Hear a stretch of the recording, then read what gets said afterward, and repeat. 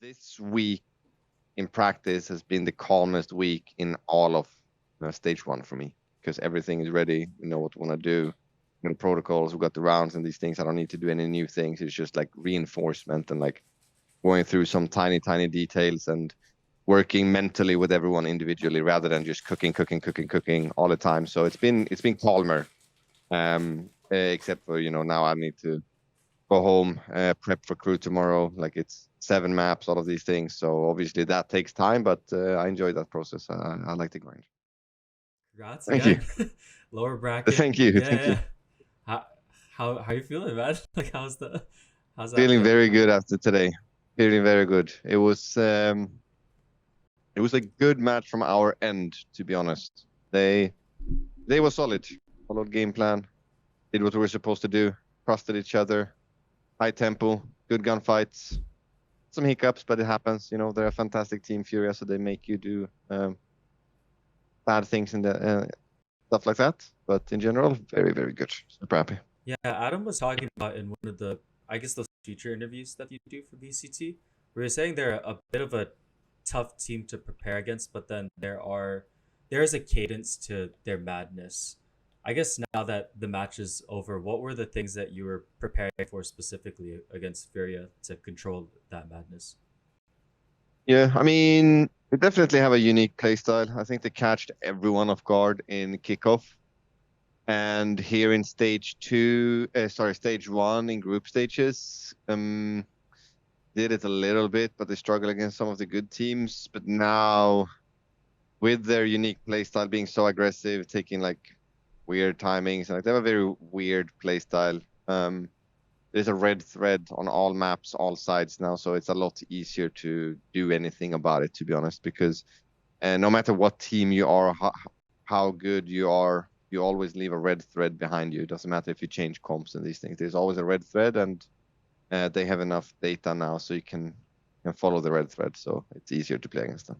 Yeah, it's like there's things that you can find at least with VODs or videos to at least prepare for it versus kickoff where there was just no data on that team ever.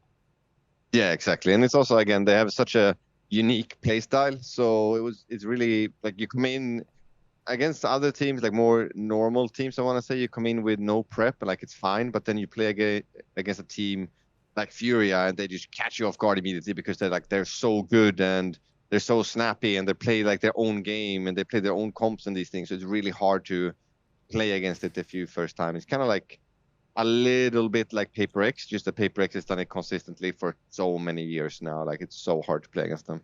Against teams like Paper X and Furia, are those the teams where you find yourself having to add in more anti-strating? Because I think Ethan talked about it before, where most teams you don't really add in the anti-strat. It's more so just focused on just your own game and then having them come into your systems. Really, Yeah.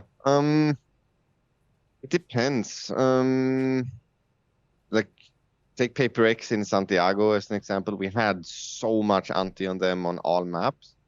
It's whether it's like a team like them that's played so many matches, like you have so much anti on them, so you gotta like condense it and like pick what anti do we want to do this time because you're also doing a game plan, but they're also really good at changing their game plan every game. So you're trying to predict what game plan they're gonna have now. And as for me, I don't have the consistency. I haven't played them that many times, so I don't know.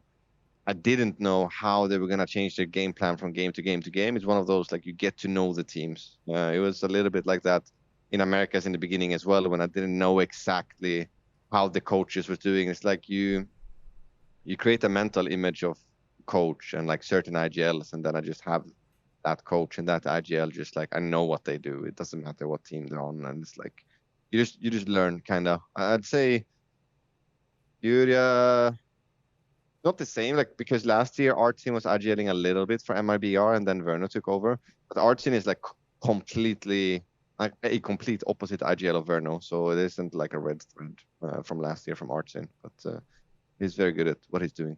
yeah, no, that makes sense. And then you're gonna be moving forward into, well, I think tomorrow, right? But yeah, Yeah, tomorrow. I do you know which side of the bracket? Like, who's your next opponent between like 100 Thieves, MIBR, Crew. Crew? Wow. All right. Yeah. What are your thoughts on that one? Because they're dominant in Omega, and then Yeah. Gonna be very fun to play crew. They're a really, really good team, yeah. On all levels on pretty much all maps. It's gonna be super fun. I mean, we knew as soon as we got the fourth seed, which is like, I mean, kind of unlucky that we got fourth seed the way that we did, and like other side of the group, a team who was 3-2 got first seed. You know, they won exactly the same amount of matches, and they got first seed, and we got fourth seed. It happens sometimes, I guess, but we knew that we're gonna have to run the gauntlet. You know, like there's not gonna be a single easy game in the lowest bracket. It doesn't matter what team you play because every single team is. It's in Americas as well. Now. Like every team is like actually so good now. It's really hard to play against every single team. So I mean, it's gonna be fun. It's gonna be fun playing crew again. yeah, I mean, out of curiosity, because I spoke to Scuba after the that Sen series, Yeah, because I think literally a day before, 2 days before, if 100 Thieves lost, you're playing for third seed, which is ideal, but then you're kind of just stuck playing for fourth. Well, how is that yeah, just managing your emotions of going from that match being something that turns yeah. into just that, and then, you know? So it was one of those. It was like just worst case scenario, and then worst case scenario again, and then worst. It just kept like worst case scenario just kept stacking up because we didn't have many map wins in the series. We lost in the beginning. We lost 0-2 two times in a row. And then I'm asking like Riot of clarifications of the rules, and it's like worst case scenario is like you guys can't, like you're not playing for a third seed or anything, and then 100 Thieves just keeps winning. And I'm like, all right, we're like we really messed up earlier in the stage one season when we were trying things, trying roles, trying agents, like all of these things, and we got like ultra punished for what we did, which is, I mean, I'm gonna be honest, it's unlucky, but it is what it is. Yeah, I mean, Yeah. 3-2 is always a tough record, especially where that can literally dictate if you're fourth seed or first seed, especially this year. Yeah, I mean, yeah. it's it hasn't been that long since I caught up with you, but how was the past week? Because it was, I imagine it's a bit of a different cadence when you enter playoffs, and then like has Yeah. every day just been about practice, and then it's been 8 to 10 hour days.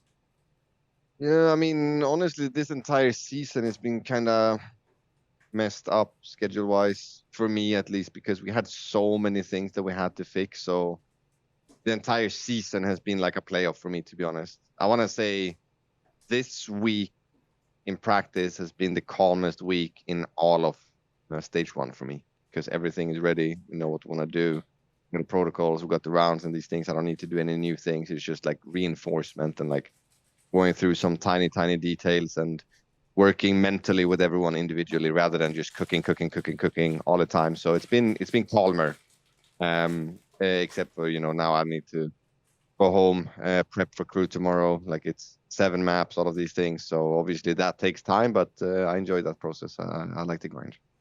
When you're doing this preparation and spending kind of treating the season like the playoffs, do you use similar things that you use with your with coaching, or is it just you have a different system for how you coach compared to like what you see with your new project?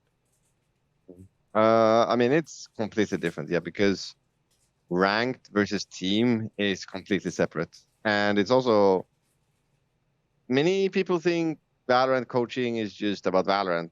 I want to say Valorant is the easy part. There's so many people and players out there. They know Valorant. There's so many players and coaches that understand Valorant. Like it's not that hard. You can obviously be really good at it or like really average in these things, but coaching is so many more things that has nothing to do with Valorant. Like many people think that you can just take an ex player and put him in as a coach and like he'll do some strats and these things, but the coaching is so much more outside of Valorant that has nothing to do with the game. Mental aspects, health aspects, team building, team bonding, scheduling, all of like there's so many things that goes into it that has absolutely nothing to do with Valorant. I'm gonna be honest. Hmm. Well, that's great insight to hear. I won't keep you too much longer. I'm gonna give you the final moments to talk to the fans that you're developing through your YouTube channel, your running vlogs, as well as just NRG, just being popular team. Yeah. I appreciate you all, the entire team. I appreciate you so much. Like, we hear you, we see you, we look at it together, we laugh, we smile, we cry, we hate the haters, all of these things, but we appreciate it so much. Like, genuinely, we feel the energy and we absolutely love it. Just keep bringing it, and hopefully we can make it to London for you guys. I know we have a lot of fans from London and Europe in general, actually. So I really hope we can make it there and meet you all. Just keep giving us energy for a little bit more. Awesome. Thank you so much for your Thank you. time. Appreciate it. Thank you. All right. Have a good one, Later. Sage. We'll chat more in the off season. Yeah, we'll do.